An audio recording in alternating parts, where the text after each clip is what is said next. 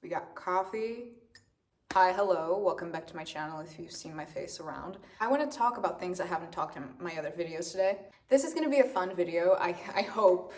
I mean, I'm not so depressed as I was when I finished volume 2 the other day, so I have the time to think through everything I've seen online. I've seen a lot of commentary. The best outcome we got from volume 2 was really the fact that Malevolent shippers and BYLER shippers were holding hands to fix the damn pipe.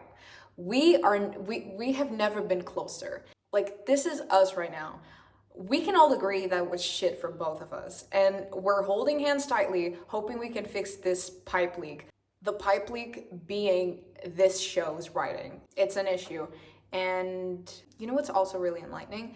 It's the interview I saw from the Duffer Brothers, the one they gave to Los Angeles Times. Let's just all right. I want to make a video just addressing that whole interview because it was burning what was left of my brain. Halfway through, I was like, if I talk about this in this video, it's going to be a long video. I'm going to talk about other things that I want to talk about, and I haven't talked about them yet on my channel, and it's a lot to address. First of all, I wanted to thank you guys for the great response my videos have been having, and it's just really fun to see how people join this discussion with different points of view and different opinions. And I've had also a lot of people from the general audience coming into my videos with genuine curiosity, and it's always really hard to respond individually to comments, but if you're a general audience and you agree with some of my points but you don't really understand the BYLER stuff, I was like that when I finished 4th season. If you told me that BYLER was a thing and people like really believed that it was going to happen, I would have called you delusional. Really did not believe it was going to happen. I mean, would I have liked for it to happen after I watched season 4? Sure, but I just saw Will as this unrequited love, doomed to failure sort of character.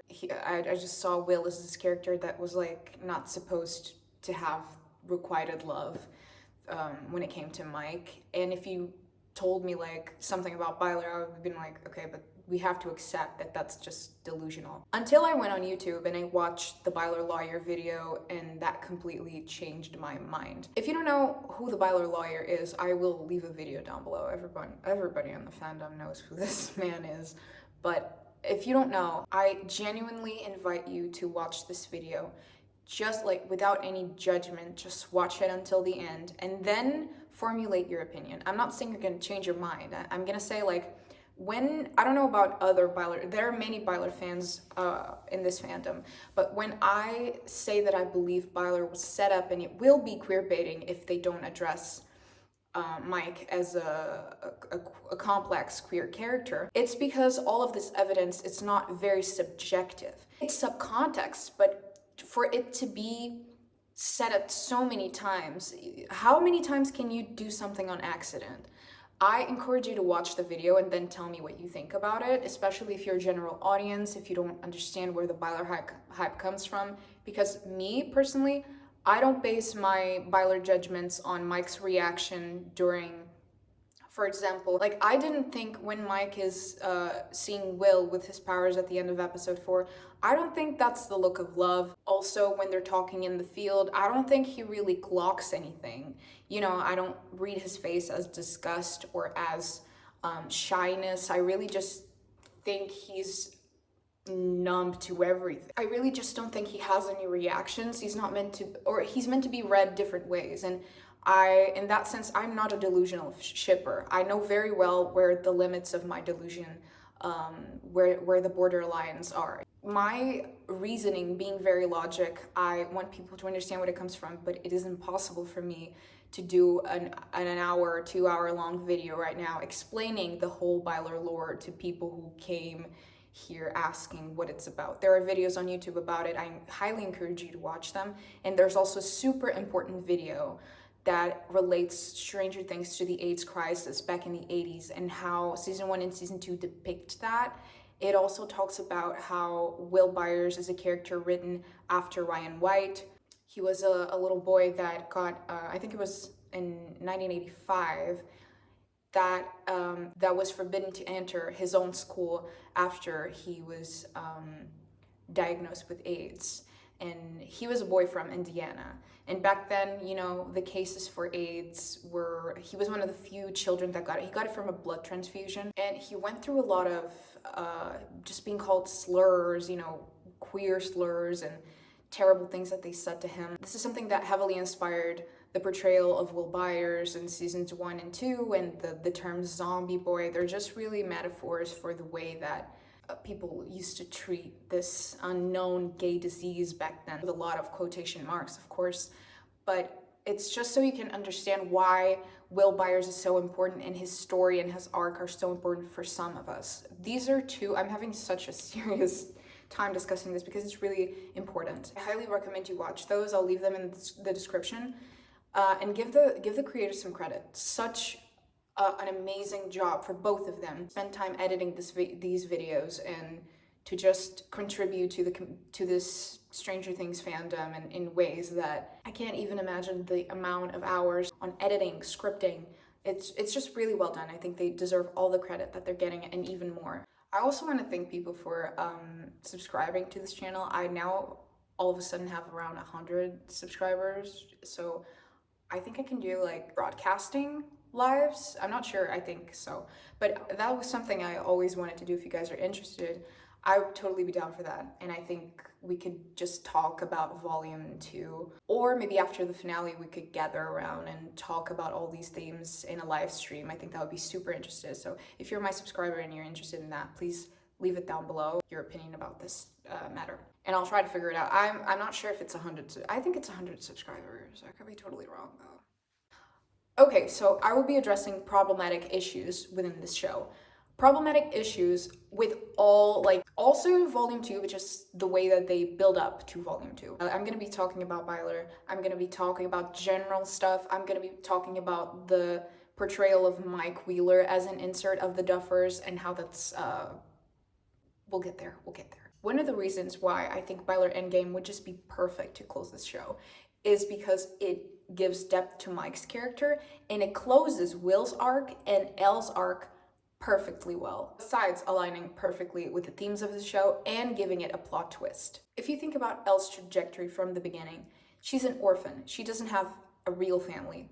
She was raised in a lab. Her mother got taken away from her. Her sister got taken away from her. Her journey really is about finding herself and finding this found family that she can feel at home with. One of the first things she gets since she's really young is a romantic relationship, really early on in her life, really soon.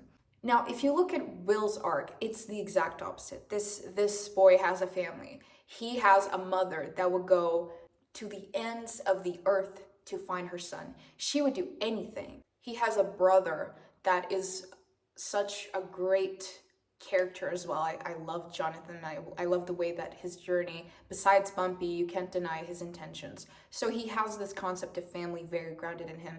His family never abandoned him. The thing with Will's trajectory is finding self-identity, just like Elle, but it's also about finding love. This character from the beginning, he always had family, but he never had romantic love. He never got the chance to be in a relationship because of his queerness.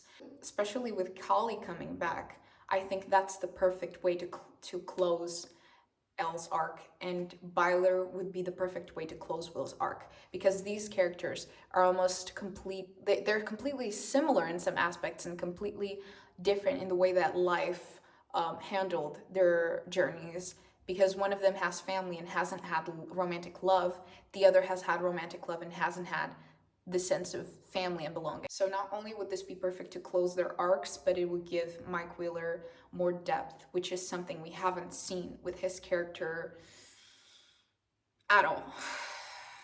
Okay, now let's talk about something that has been bothering me for 3 seasons straight. I don't understand, why is Mike Wheeler portrayed as this trophy? I understand even less the fact that he is an insert of the Duffers. You're telling me that as a director and creative, you insert yourself as a character into a show. You have a lot of actions that are just unjustified.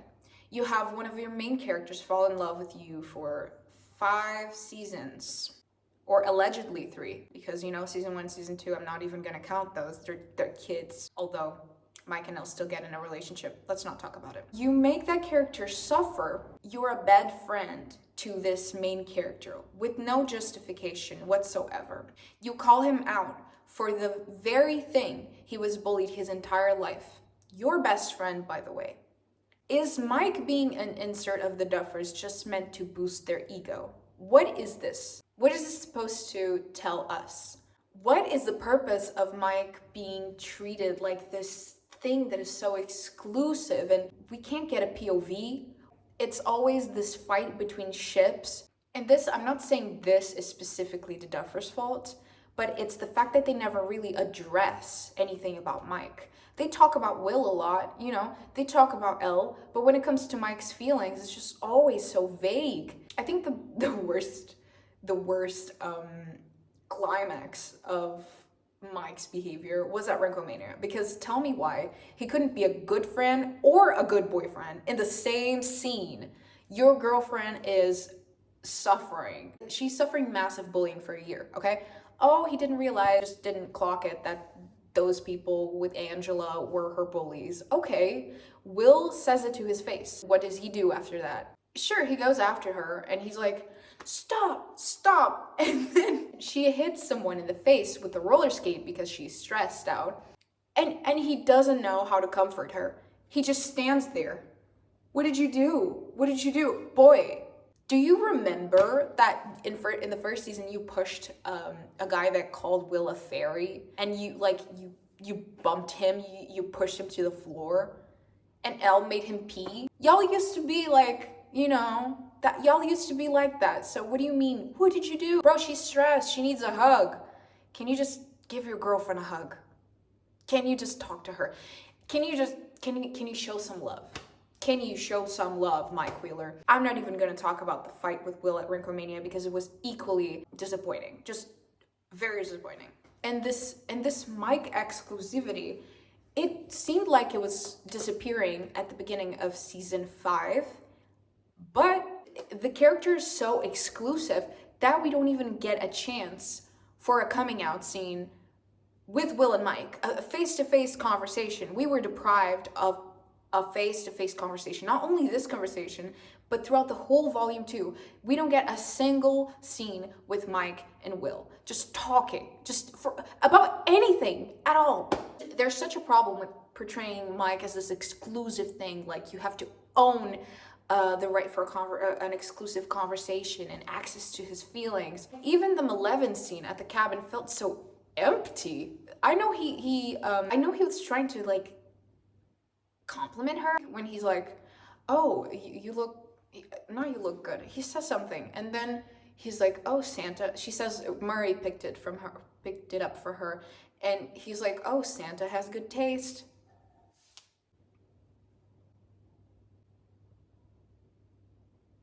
I don't know I don't know what's wrong with the Duffers. Santa has good taste. Santa has good taste. Santa has good taste. Then 5 minutes later, friends don't lie. Michael, you're like 16, aren't you? Can't you just say, you look pretty? Or it's not hard. It's not hard. You did that when you were a kid. You know, you did that when you were a kid. So why aren't you doing that now? What a strange little boy. Okay. Anyway, the fact, you could have told me, like, he's weird enough on his own, but to know that he's an insert.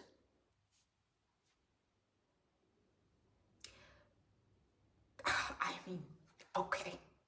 Okay, then, like, even if it ended in rejection, I would have felt at least like it was fair if they had a one-on-one conversation, but to make it about everyone. What the fuck? Oh my god. And I have more things to say. Don't think I'm finished with this. I think this scene only pushes the need for queer people to come out when there's no need for that at all. First of all, there was no need for that in the show. It was like they came up with the most lame excuse. And it was so unfair that they were just like, Will was just like, Oh, Vecna showed me what would happen if nobody accepted me, so I need to. I'm cringing right now.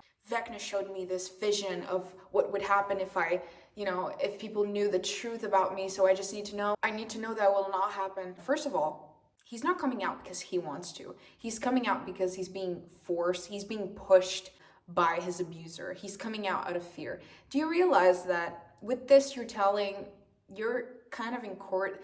I don't like how this pushes the idea that you have to come out, especially not in the 80s, especially to people you don't even know. Because tell me, why is Kali there, a person who never saw this boy before, and the first thing she learns about him is that he's gay? Like, that's all they're really reducing a big part of this character. Your sexuality isn't that big of a deal. It shouldn't be the first thing people get to know about you. It shouldn't be something as important as that. Oh, but they made that clear with the speech because he says that they are all so similar. The only thing that is different is that he doesn't like girls.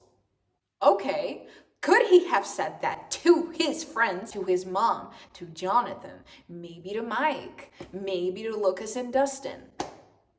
Why was the whole town there? Was that a town meeting? I don't fucking know. Like, at that point, I was just waiting for Reagan, the president, to show up and be like, "You're queer, my boy?" Incredibly stupid. They shouldn't have done that. So he comes out under the threat of his own abuser, which is such a great narrative we really want to push forward. It turned to be all about Mike. I hate that. I hate that they turned this scene all about his silly crush. I talked about this before, but that was not a silly crush. Also, Dustin is the first one to go hug him, and then Lucas, and then Mike. Shouldn't Mike be the first one? Isn't Mike your best friend? This is the worst coming out scene I've ever seen. He could have just said, that's it, like, I don't like girls. It doesn't stop there.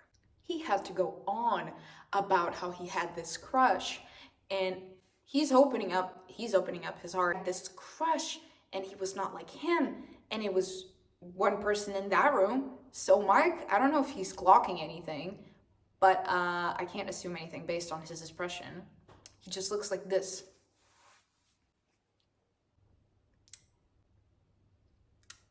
That's all he does. That's all the boy does. Anyway, this coming out scene could have been intimate, beautiful, individual, but they ruined it. They made it public under the pressure of his abuser, and his feelings were minimized as an unrequited crush. He was just my Tammy. Brother, the whole room should be thinking, who the fuck is Tammy? And like in the 80s, the reaction would totally not be everyone hugging him. They would probably be like, "Sweetheart, it's gonna be okay. You're probably really confused. You've been through a lot.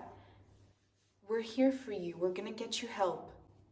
A lot more realistic. A lot more realistic. That scene just felt so 2025 to me that I couldn't focus on the show. I was like, what? And that's how you end your episode? Enlightening. For who? And like the whole why did he come out? Oh, Vecna showed me these visions. What visions? Why didn't we see those visions? Because we saw Nancy's visions in the past season. Why didn't we get to see Will's visions? Is it because you didn't have time to film them? Is it because it would be too much to film them? I would have loved to see that. I'm sorry, I would have loved to see those visions. It would give me connection to the character. It would give me a thrill. Maybe I would feel as scared as him, but no. You chose to just make that up last minute. The depreciation of ambitious queer love. Learn not to expect too much. What does this whole arc in season 5 add to Will's journey? Let's think about it. Will in season 3, he is ignored by his friends, pushed aside and being called out for being gay. Then in season 4, he's ignored by Mike on his birthday, which the Duffers forgot. He's hopeless. He sacrifices his feelings so that Mike can feel better and finally make up with Elle, basically to make the main straight couple get closer. He gives Mike love advice throughout the whole season. It's basically all about Mike. Oh, but Mike is sad. But Mike is insecure. But Mike is this. Mike is that. Then he indirectly gets rejected because he understands that Mike likes 11. Then season 5 comes along, he gets hopeful out of nowhere, saves Mike's life. with the power of self-acceptance, gets abused again, is forced to come out to like 20 people out of fear because of his abuser, admits his feelings, self-rejects himself. Let me guess, he's gonna talk about the fucking painting? Bruh, don't mess with me. Don't mess with me. Do y'all like to make him suffer that much? This is ridiculous. And you know what the worst part is? You know how... This is my take on this. You know why he got so hopeful at the beginning of season 5? It wasn't to make us think that there was a chance. It was just so that we would shut the fuck up about everything that was gonna happen to Will.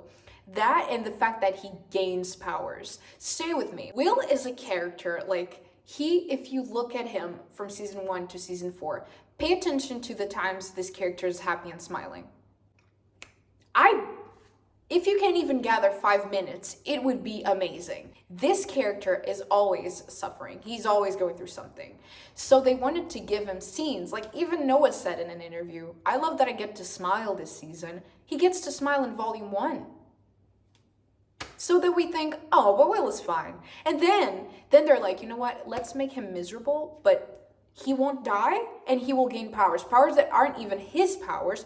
They're gonna come with self-acceptance. He won't get love, but later. The self-acceptance is so strong that it will make him gain powers that aren't even his, but forget about that. It's gonna make people not shut the fuck up about like, oh, Will is getting justice. He's not getting justice. They're just trying to distract us. Be like, oh, they're so amazing to Will. They made him gain powers. They really care about his character. And then volume 2 is like, I don't know. Brother, I don't know. It's so funny to me how they think they can trick us into thinking that they're doing such a good job with Will. They have everyone in one scene being like, oh, he's a sorcerer. He's so amazing. I don't eat that shit up. You obviously just wanted to write that so that we would be like, oh, Will is like being well treated now. He's not getting fair treatment from nobody. From nobody. I just want that to stay very clear. And this character will be the most atrocious portrayal of a queer journey I have ever seen on a show about queers and nerds and freaks and people of color and people with disabilities. This is embarrassing for these communities. See, the show gets so big that it's treated like this. And what's even worse is the fact that when you read the interview with the Duffers for Los Angeles Times, they say they wanted to be very careful with these themes. If that was them being careful, imagine if they weren't. Imagine if they just tossed it, because it wasn't that hard to get perspective. It wasn't that hard to ask for other people's opinions, other queer people. This is a major response you're getting to your show. A lot of people are unhappy, not just about the queer journey with Will, about a lot of things. And I think you need to take a break and just rethink the way you write characters. I haven't seen the finale. Again, I can't say this and not know what's coming, but volume 2 felt like a completely different show. I really thought they were doing him justice, but it was just to blind us for what's about to come. Will is not going to get his happy ending. He's not going to die. He's going to live a terrible, miserable life, get an epilogue boyfriend as like a little pink ball on top of the wound, just so we can be like, oh, it's not going to make people feel satisfied. It's not going to make fans feel like it actually leads to anything relevant. Also, Mike being Will's Tammy, I'm not arguing that he isn't, but the only thing that makes us get to that conclusion is the fact that when Will bumped him, he didn't bump Will back. Do you realize how stupid this is? He was so hopeful. He has lived with Mike for like 18 months. He was so hopeful. He was like, maybe he likes me back. And all of a sudden, just because the boy doesn't do this to you, you're like, he was my Tammy. This is so dramatic. Like, you can tell me that Mike is his Tammy, but know how to show me that. Give me something, maybe make them talk and make Mike say something that is like, I just really love Elle or something. Like, it's not hard. Just write something that feels real, Also, don't think that I forgot about Will's character assassination in the beginning of season 5. Everyone thinks Will is this cutie patootie and he's so soft and he is so shy. That boy is bold. That is why we like him. He's sassy, he's bold. He never leaves anything unsaid. If you know Will Byers from season 1, 2, 3, 4, he calls out Mike whenever he needs to. It's like, hey, clock it. You're wrong. You need to lock in. And I like that his dynamic with Mike is sort of like their fights always sound like this to me. So imagine Mike is smoking. He started smoking. Will goes over to him and is like, hey, why are you smoking? That's bad for you. You just do it because everyone else is doing it. That's stupid. You can't tell me shit. I do whatever I want. And then the next day, Mike is like, so, I stopped smoking. Thanks for calling me stupid. I was I was being such an idiot. I'm sorry. All right. And by the way, we never got a true, honest apology from Mike to Will. Never. Like, the only moment we were gonna get that in season 3, Will feels a goosey on his neck and he turns around and he's like, he's back. And then Lucas tried to be like, bro, I'm so sorry about the way we treated you. And he's like, nah, bro, there's more important stuff happening. Don't even talk to me about that anymore. We need to lock in. But then on season 4, he's like, Elle, can you be honest with your boyfriend for once? He won't like that you're lying to him. And then he goes over to Mike and he's like, your girlfriend needs help. Are you blind? Can you go over and tell her that you love her? And even with Jonathan, he's like, the way that he's so bold, he goes like, is that why you don't have any friends? I have friends. Then why are you always hanging out with me? Like, are you kidding? This is why I love Will Byers. He always says what he's thinking. He's honest. And at the beginning of season 1, we see Will following Mike around and agreeing with everything Mike is saying. That's not my Will. I saw that character assassination right there. That is not Will Byers. That is not William Jacob Byers. And let me tell you something. I thought we had Mike back, but turns out it is just Michael Cardboard Wheeler. So they assassinated Will completely. He's not outspoken. He doesn't have a mind of his own. He needs to ask everyone what he should do. He wasn't like that. He was so brave as well, just for a kid to look at the fucking mind flayer and be like, go away. That's my boy. That's my boy. He's so strong. And the way that he faced Vecna in volume 2, like, I thought he was doing great. And then at the end of episode 7, you're like, he showed me something. I'm really scared. I'm so scared of the finale. Also, I just want to say, Gaten carried this volume on his back. He's been carrying the season on his back.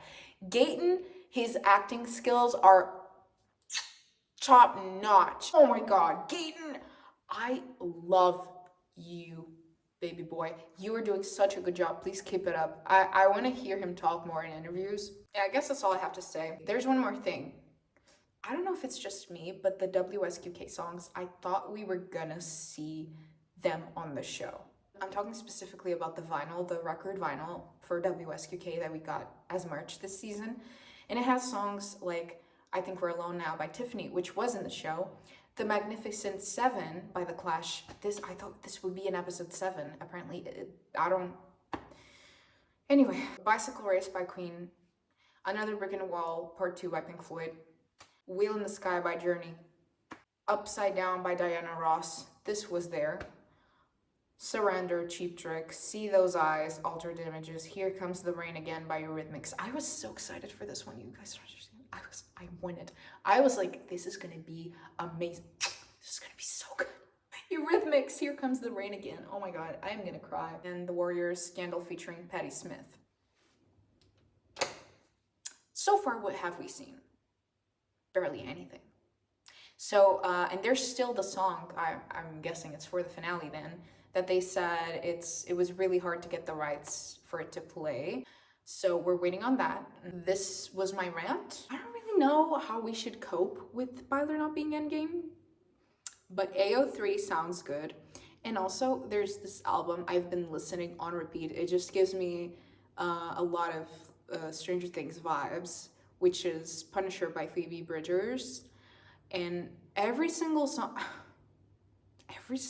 in there, sometimes the lyrics, I'm like, this will be my memory of Stranger Things ending. That I would totally recommend that. I mean, I'm a music nerd, so This is the album. If you don't know what I'm talking about, it's amazing. Please give it a listen. It's from 2020. It's quite an old album, but I feel like if you've never heard it, you should definitely listen to it. It's my favorite from Phoebe Bridgers. It's perfect to wrap up the feelings I have for this show. It's quite sad. It's quite yeah, and I know the end. It's such a Stranger Things coded song, I think. Also, Halloween is so season 2. Halloween in this album is just season 2 vibes. Just listen to the lyrics and y'all will understand. Also, it relates to BYLER quite a bit. So yeah, this is it. Thank you for watching. Make sure to check the videos I left in the description if you haven't yet, and then comment something about them so we can exchange some ideas. If you guys want, as I said, we will try to make some live streams, and that's it. I'm signing off.